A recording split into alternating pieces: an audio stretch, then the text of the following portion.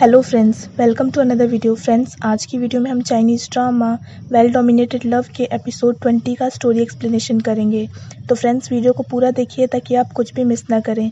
तो friends, video शुरू करने से पहले let's watch this short intro.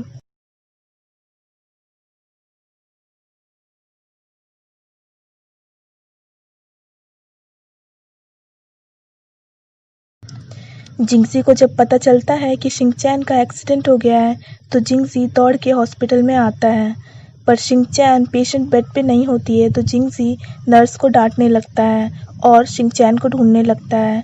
तभी शिंगचैन उसे देखकर पूछती है कि वो यहाँ क्या कर रहा है। तो जिंगजी उसे हग करता है और पूछता है कि वो कैसी है।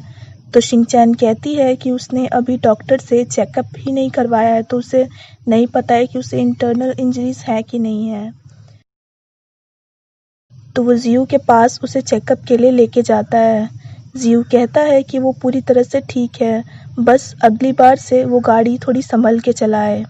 जब जिंगजी को पता चलता है कि शिंगचैन वर्क के कारण कम रेस्ट कर रही थी, इसी वजह से उसका एक्सीडेंट होते होते बचा है, तो वो उसे कहता है कि सब गलती उसी की है, उसे शिंगचैन पे इतना लोड नहीं डालना चाहिए था। तो शिंगचैन कहती है कि अब तो वो बिल्कुल ठीक है, तो वो बिल्कुल भी चिंता ना करे। जिंगजी अपनी कार निकालने नीचे चला जाता है। जियू शिंगचैन से पूछता है कि क्या वो बहुत ज़्यादा बिजी रहती है। तो शिंगचैन को लगता है कि वो उसे डांट रहा है, तो वो कहती है कि अगली बार से वो काम का इतना प्रेशर नहीं लेगी। तो जियू कहता है कि वो तोंगशिन के बारे में पूछ रहा है और पूछता है कि क्या तोंगशिन आजकल कुछ ज़्यादा ही बिजी है, क्योंकि वो उसका कॉल पिक नहीं कर रही है, जबकि उन दोनों में कोई लड़ाई भी नहीं हुई है। शिंगचैन जियू को कहती है कि अगर रिलेशनशिप में सिर्फ एक ही इंसान कोशिश करता रहे तो वो कभी न कभी तो ज़रूर ही थक जाएगा, और उसे इस बारे में सोचने को कह के चली जाती है। जियू को लगता है कि तोंगशिन उसकी फ़ैन बन के थक गई है, इसीलिए अब वो उसका कॉल पिक नहीं कर रही है। जिंगजी शिंगचैन के चोट पर मरहम लगाता है। शिंगचैन थकावट के कारण वहीं पे सो जाती है, तो वो उसे उठा के बेडरूम में सुला देता है। जिंगजी अपनी डॉक्टर से कॉल करके पूछता है कि क्या उसकी बीमारी शॉर्ट टर्म में ठीक हो सकती है। तो डॉक्टर कहती है कि इतनी जल्दी तो वो ठीक नहीं हो सकता है। जिंगजी पूछता है कि क्या ट्रीटमेंट के दौरान भी उसकी याददाश्त जा सकती है। तो डॉक्टर कहती है कि ऐसा हो सकता है, इस बारे में वो कुछ कंफर्म नहीं कह सकती है। जिंगजी पूरी रात इस बारे में सोचने लगता है। अगले दिन शिंगचैन जब जिंगजी को कॉल करती है तो वो उसका कॉल नहीं पिक करता है। शिंगचैन ऑफिस आती है तो वहाँ पे उसे पता चलता है कि जिंगजी को ज़ेनियन के साथ डिनर करते स्पॉट किया गया था और उनकी पिक्चर्स भी क्लिक हो गई थी। शिंगचैन जिंगजी को आके कहती है कि वो अपने डॉक्टर की अपॉइंटमेंट कैंसिल करके ज़ेनियन से मिलने क्यों गया था, और कहती है कि उसे पहले बता तो देना चाहिए था इस बारे में, ताकि वो अपॉइंटमेंट कैंसिल कर देती। तो जिंगजी कहने लगता है कि वो गुस्सा क्यों कर रही है, और वैसे भी शिंगचैन से ज़्यादा दिन से वो ज़ेनियन को जानता है, तो अगर वो उससे मिलने चला ही गया तो क्या बुराई है। तभी वहाँ पे ज़ेनियन आ जाती है। जिंगजी शिंगचैन को वहाँ से जाने को कह देता है। शिंगचैन गुस्सा होकर चली जाती है। तभी शीन फ्लैशबैक में जाता है, जहाँ पे जिंगजी ज़ेनियन को बुला के कहता है कि वो उसकी हेल्प करे ताकि शिंगचैन उसे खुद ही छोड़ के चली जाए। ज़ेनियन पूछती है कि वो ऐसा क्यों चाहता है। तो जिंगजी कहता है कि शिंगचैन को वो खुशी नहीं दे सकता है। अब सीन प्रेजेंट टाइम में आ जाता है। ज़ेनियन जिंगजी से कहती है कि वो जो कर रहा है उसे बिल्कुल भी नहीं करना चाहिए। शिंगचैन जब थोड़ी देर बाद वहाँ आती है तो ज़ेनियन जिंगजी के साथ ही होती है। ज़ेनियन शिंगचैन से पूछती है कि आज उसने उसे कुछ भी ड्रिंक करने को ऑफ़र नहीं किया। तो शिंगचैन कहती है कि वो थोड़ी देर में लेके आती है। तो ज़ेनियन कहती है अब इसकी कोई ज़रूरत नहीं है, और वो जिंगजी का कप उठा के उसी में से ड्रिंक करने लग जाती है। शिंगचैन ये देख के गुस्सा होकर वहाँ से चली जाती है। शिंगचैन अपना गुस्सा कंट्रोल कर ही रही होती है कि तभी जिंगजी उसे आके कहता है कि वो ज़ेनियन के लिए नई ड्रेस लेके आए, क्योंकि उससे ज़ेनियन की ड्रेस गंदी हो गई है।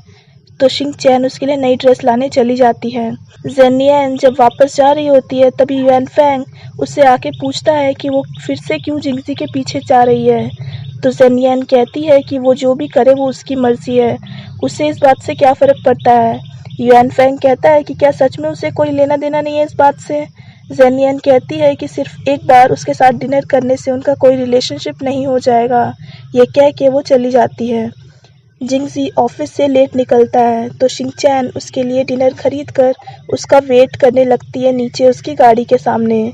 जिंगजी पूछता है कि वो अब तक उसका इंतजार क्यों कर रही है। शिंगचैन कहती है ताकि वो उससे फिर से छुपने ना लगे, इसीलिए वो उसका वेट कर रही है। जिंगजी कहता है कि क्या वो उससे गुस्सा नहीं है। शिंगचैन कहती है कि उसे जिंगजी पे पूरा यकीन है कि वो उसे धोखा नहीं देगा और कहती है कि उसे पता है कि जेनियन 5 सालों से उसकी दोस्त है, तो वो इस बात को हैंडल कर सकती है।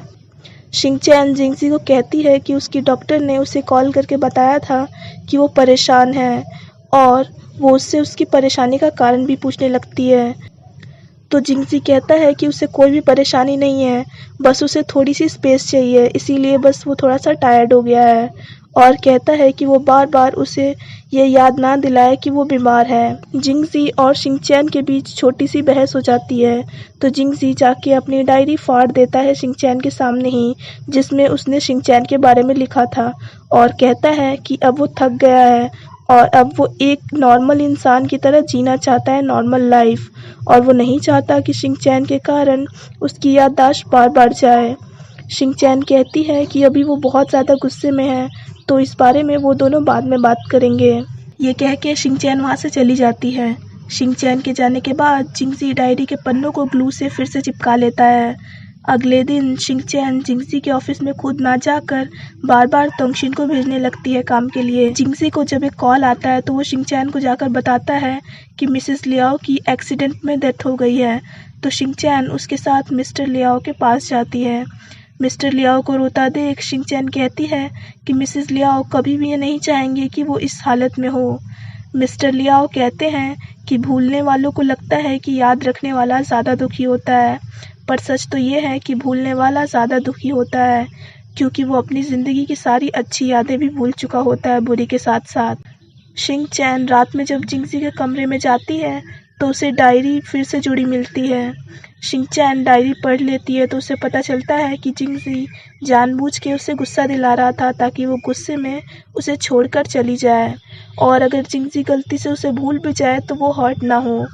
अगले दिन जिंगजी को पता चलता है कि शिंगचैन ने अपना रेजिग्नेशन लेटर दे दिया है डायरेक्टर हुआंग को और वो चली गई है अपना घर भी खाली करके, सिर्फ उसके लिए एक लेटर छोड़ के गई है वो। शिंगचैन ने लेटर में लिखा होता है कि वो नहीं चाहती है कि उसकी वजह से जिंगजी बार बार सब कुछ भूल जाए और ना ही वो ये चाहती है कि जिंगजी उसे भूल जाए, इसीलिए वो उसे छोड़ के जा रही है और जिंगजी उसे ढूंढने की कोशिश ना करे और अपनी लाइफ अच्छे से जिए। जिंगजी ये लेटर पढ़ के दुखी होकर रोने लग जाता है।